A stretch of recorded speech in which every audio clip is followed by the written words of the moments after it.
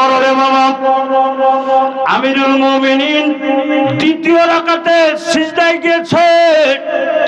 এক বেঈমান, এক গোলাম, এক বেঈমান হযরতে ওমরের তলপেট বরাবর বর্ষা নিক্ষেপ করেছে। ওই সময় হযরতে ওমর সিজদায়, বাকি সবাই সিজদায় আছে।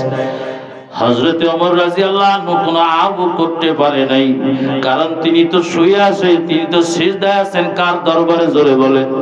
আল্লাহর দরবারে তিনি রুকুতে সিজদার ভিতরে আছেন। কিন্তু ওই তো তলোয়ার বর্ষা দিয়ে আঘাত কইরা এই নেমক হারাম দৌড় মারতেছে। সাহাবায়ে কিরাম বুঝতে পারছেন এত লেট তো ওমর করেন না, ফরজ নামাজ যেহেতু এটা নফল নামাজ না। একজন মাথা উঠায় দেখে যে হযরত ওমর শুয়ে পড়ছে, পিঠের তল থেকে হড়হড় করে রক্ত বের হয়। চিৎকার দিয়ে বলে আমিরুল মুমিনিনকে আঘাত করা হয়েছে। ওই যে নেমক হারাম দৌড় মারে, ওরে ধর, ওরে দ্রুত ধইরা ওকে ওই জায়গায় শেষ করে দেওয়া হলো। আমিরুল মুমিনিনকে দ্রুত বাবা ধরা হলো, ডাক্তার আনা হলো। হযরতে আব্দুল্লাহ ওমরের সন্তান, আব্দুল্লাহর কোলের, আব্দুল্লাহর রানের উপরে হযরতে ওমরের মাথা। দ্রুত ডাক্তার আনা হলো। এত উন্নত মানের ওই সময় তো চিকিৎসা ব্যবস্থা ছিল না। পেটের বাবা খাবার থলি পর্যন্ত ছিদ্র হয়ে গেছে, ফাঁক হয়ে গেছে। ডাক্তার এসে দ্রুত দুধ পান করালো, কিন্তু বাবা দুধ পান যতটুকু করালো সব ওই ফাঁক দিয়ে বের হয়ে গেল। ডাক্তার বলল ওমরকে বাঁচানোর আর কোনো সুযোগ নাই। এই কথা শুনিয়া হযরতে ওমর, কোন ওমরের কথা বলতেছি বাবা? যার জান্নাতের সার্টিফিকেট আল্লাহর নবী মসজিদে নববীতে বসিয়া দিয়েছে। কোন ওমরের কথা বলতেছি? যে ওমরের জান্নাত আমার নবীজি নিজেই দেখে আছে। ওই ওমরের কথা বলতেছি বাবা। ওই ওমর হযরতে আব্দুল্লাহ নিজের সন্তানের রানের উপরে মাথা দেওয়া। হযরতে আব্দুল্লাহ বলে, আব্দুল্লাহ রে, বাপ ওমর বলে, আব্দুল্লাহ আমার একটু ছাড়িয়া দাও, আমার মাথাটা একটু জমিনের উপরে লাগাইতে দাও। হযরতে ওমর হাদিসের কিতাবের ভিতরে লেখা হয়, হযরতে ওমর একটা বিড়াল যখন যেমন খানা খায়, খাবার খাওয়ার পরে মুখ যেরকম জমিনের উপরে মোছে, হযরতে ওমর ওইভাবে তিনার মুখটা জমিনের উপরে মুছতেছে আর বলতেছে, ওয়াইলা কে ওমর, এই ওমর তুই ধ্বংস হয়ে গেলি যদি তোর মাওলাই তোরে যদি ক্ষমা না করে। আমাদের কোনো নামাজ নাই, কিন্তু কোন সময় মাওলার কাছে ক্ষমাও চাইলা। গুনার পরে বাবা গুনাহ করি, তারপরও মাওলার কাছে ক্ষমা চাইলা। আর হযরতে ওমর জান্নাতের সার্টিফিকেট ওয়ালা ওমর। এল আব্দুল্লাহ বলে, আব্দুল্লাহ রে, আমার মাথাটা একটু জমিনের উপরে লাগাইয়া দে। হযরতে আব্দুল্লাহ ছাড়িয়া দিল। ওমর জমিনের উপরে মুখটা এমন করে আর বলে, ওমর তুই ধ্বংস হলি যদি তোর মাওলাই তোরে যদি মাফ না করে। হযরতে ওমর তার সন্তান আব্দুল্লাহকে ডেকে বলল, আব্দুল্লাহ, আব্দুল্লাহ রে, ওই ঘরে যাও যে ঘরে আমার মায়ার নবী শুয়ে আছে, আমার সাথী হযরতে আবু বকর শুয়ে আছে। আল্লাহর নবী আর সিদ্দিক একবার আম্মা জান আয়েশার ঘরে শুয়ে আছে। আল্লাহু আকবার, যায় বলো আম্মা জানকে, যায় বলো ওমর তার দুই সাথী আল্লাহর নবী আর আবু বকরের পাশে ঘুমাইতে যায়। আপনি যদি একটু ভিক্ষা দিতেন জায়গাটা, ওমর বড় লাভ হইতো, ওমরের বড় খুশি হইতো। আল্লাহু আকবার বলতে চায়, আব্দুল্লাহ খবরদার আম্মা জানের কাছে যে এই কথা বলবি না, আমিরুল মুমিনিন পাঠাইছে এই কথা বলবি না। হযরতে আব্দুল্লাহ বাবা দ্রুত চলে গেল। আম্মা জান আয়েশা সিদ্দিকা রাদিয়াল্লাহু আনহার হুজরায়, যেই হুজরার ভিতরে আল্লাহর নবী ঘুমায় আছে, আয়েশার পিতা হযরতে সিদ্দিক একবার ঘুমায়, যা সালাম দিয়েছে, আসসালামু আলাইকুম ওয়া রাহমাতুল্লাহ ইয়া উম্মাহাতুল মুমিনিন।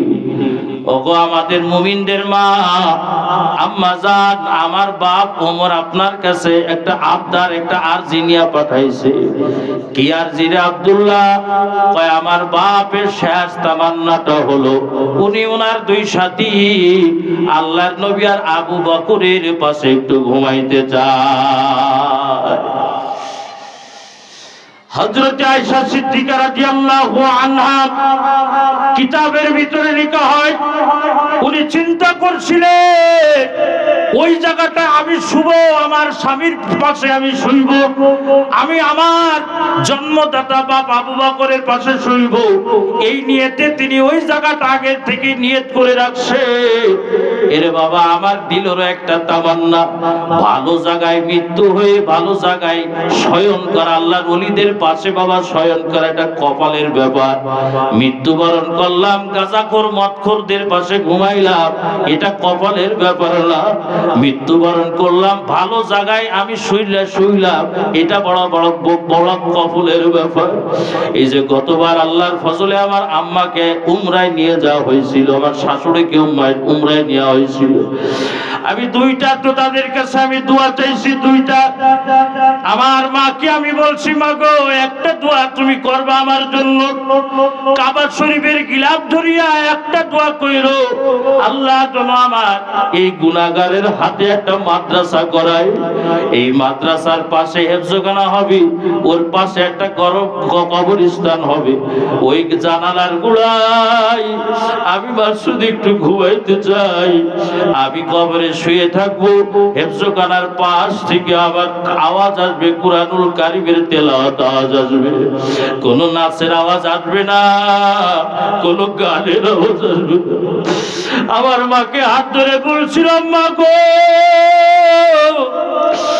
দুনিয়ার ভিতরে বড় কোনো অট্টালিকা বড় কোনো কিছু করার আশা আমার নাই। ছোট্ট একটা কোরআনের মাদ্রাসা, আল্লাহর কালাম তেলাওয়াত হবে, আল্লাহর নবীর কওলা রাসূলুল্লাহ তেলাওয়াত হবে। আমি যেন ওই জায়গায় ছোট্ট একটু জায়গা আল্লাহ আমার ব্যবস্থা করে দেয়। আমার মারে বলছিলাম, মা আল্লাহর কাবা শরীফের গিলাফ ধরে একটু দোয়া করবা, ওর জন্য আলাদা একটা উমরা করবা। আমার শাশুড়ির কাছে দুইটা আমি দোয়া চাইছি, তার ভিতরে একটা হলো আমি যেন একটু কোরআনের মাদ্রাসার পাশে ঘুমাইতে চাই। কারণ বাবা এই দুনিয়ায় তো কোনো কিছু করতে পারি নাই, নামাজের ভিতরে বাবা কত গাফলেতি, মাওলার জিকির তো করতে পারি না, কোরআনুল কারীম তো তেলাওয়াত তো সেইভাবে হক আদায় করতে পারি না। আর বাবা গুনার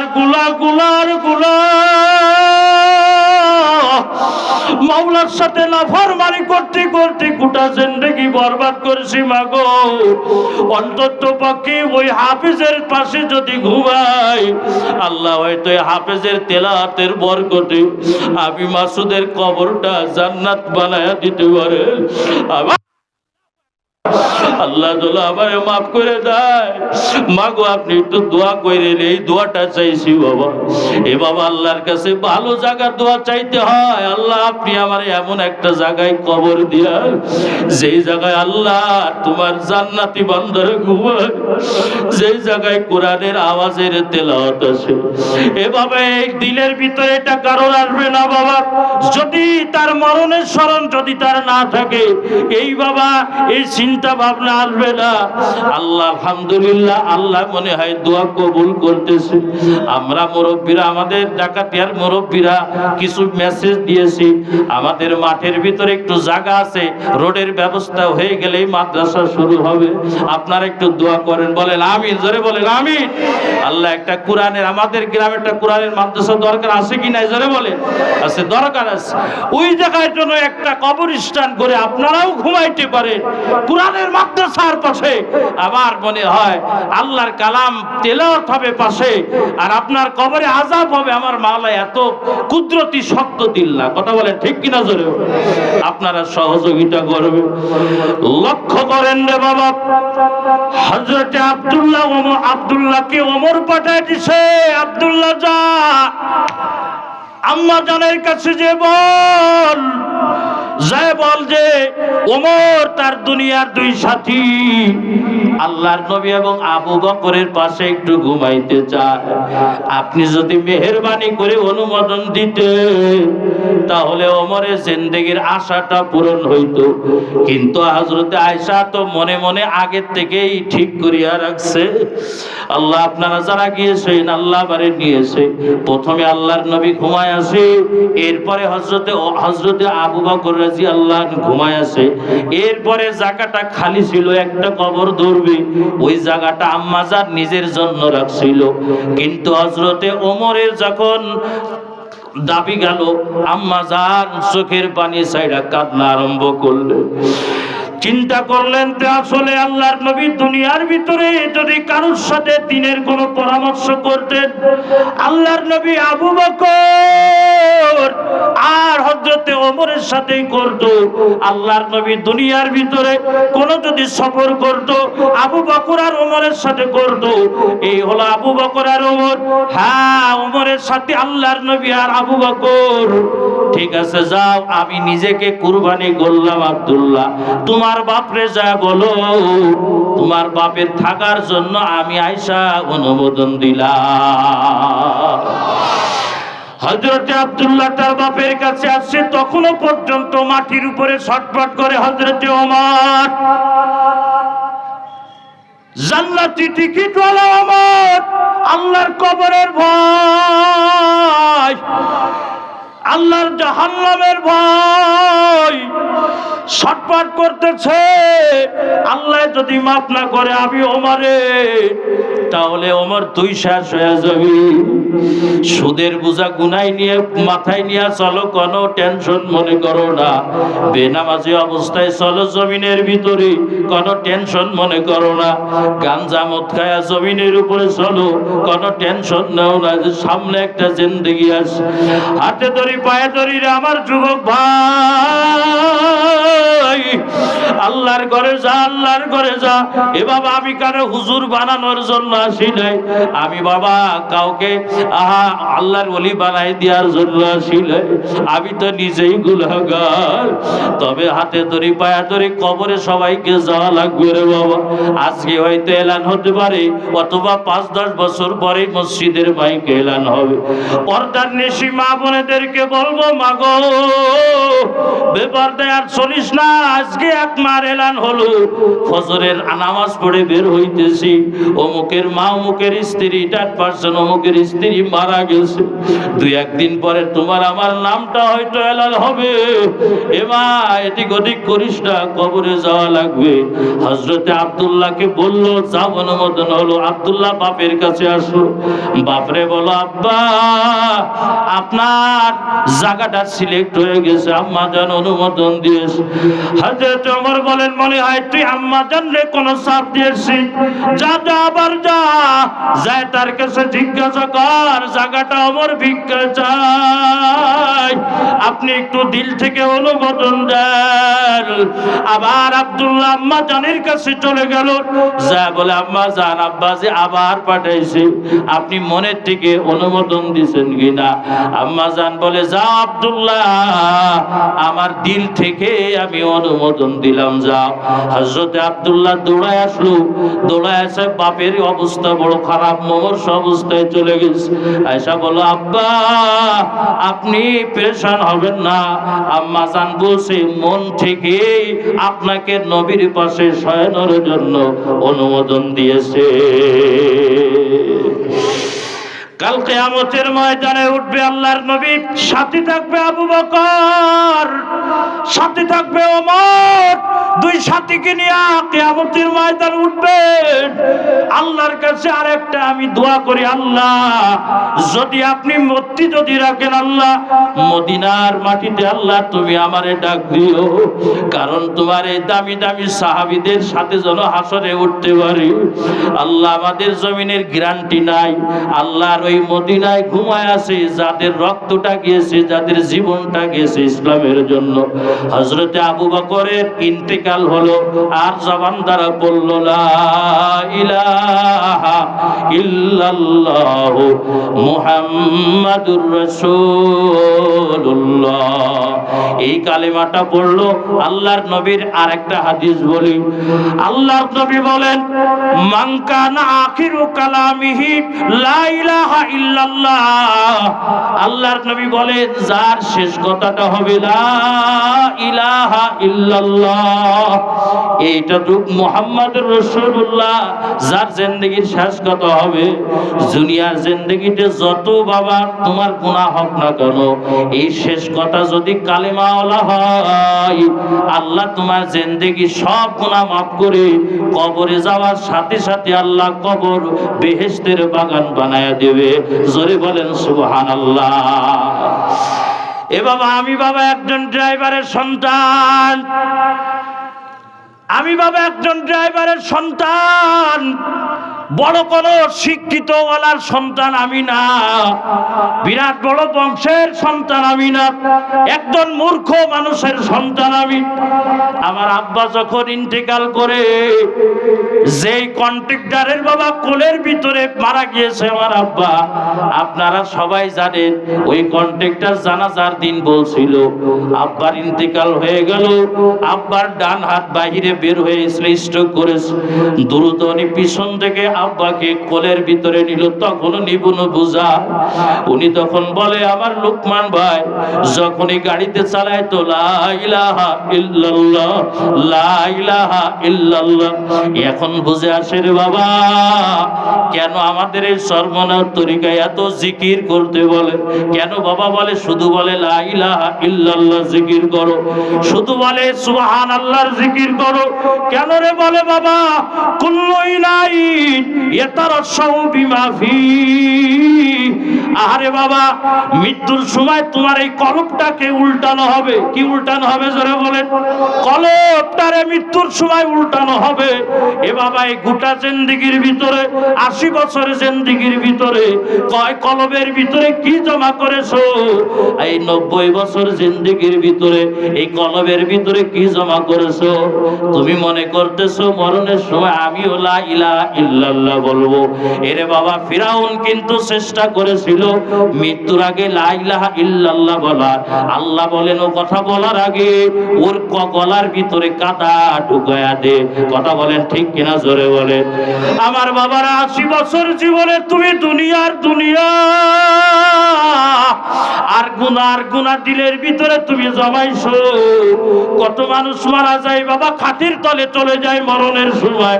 কত মানুষ বলে, ওই আমারে ধরতে আসলো, আরে আমারে বাসা বলে। কত মানুষ বাবা কান্না করে, আমারে ওরা লইয়া যাবে। আর কত মানুষ মৃত্যুর সময় আসে, ওরা আমার নিয়ে যাওয়ার জন্য আসে, আমার একটু কালেমা পড়া। এ বাবা, কারণ ওই কলবের ভিতরে কালেমা রাখছে, কলবের ভিতরে মাওলার জিকির রাখছে, কলবের ভিতরে সুবহানাল্লাহ রাখছে, কলবের ভিতরে আলহামদুলিল্লাহ রাখছে, কলবের ভিতরে আল্লাহু আকবার রাখছে, কলবের ভিতরে আমার মাওলার কুরআনুল কারীমের তেলাওয়াত রাখছে, কলবের ভিতরে লা ইলাহা ইল্লাল্লাহ রাখছে। এ বাবা, ওই মৃত্যুর সময় যখন এটা উল্টানো হবে, ওই জবান দ্বারা অটোমেটিক বের হবে লা ইলাহা ইল্লাল্লাহু মুহাম্মাদুর রাসূলুল্লাহ। আল্লাহ আমাদের সবাইকে বাবা কালিমা ওয়ালা মৃত্যু নসিব করেন। জবান খুলে বলেন আমিন। একটু আগায় আসে, একটু জিকির করি লা ইলাহা ইল্লাল্লাহ। এ বাবা, আপনারা ভিতরে চলে আসেন বাবা, একটু আগায় আসেন। আমি আর একজন বাইরে যদি আল্লাহ রাসূলের কথা বলানোর শোনানোর সুযোগ করে দিই, আল্লাহ আমাকে হয়তো জান্নাতে বসার সুযোগ করে দিবে। সবাই একটু আগায় আসে, সবাই একটু জিকির করি লা ইলাহা ইল্লাল্লাহ।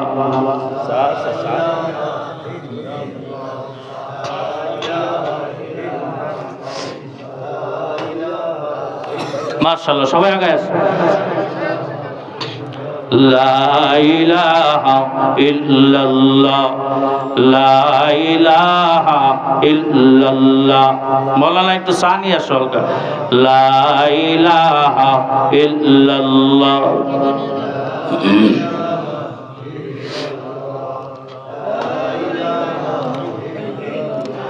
अल्लाह अल्लाह क्या मुबारक नाम है, अल्लाह अल्लाह क्या मुबारक नाम है, अल्लाह अल्लाह मुमिनों का काम है, ला इलाहा इल्लल्लाह। जोरे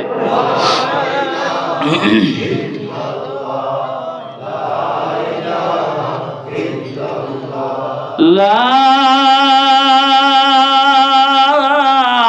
ইলাহা ইল্লাল্লাহু মুহাম্মাদুর রাসূলুল্লাহ।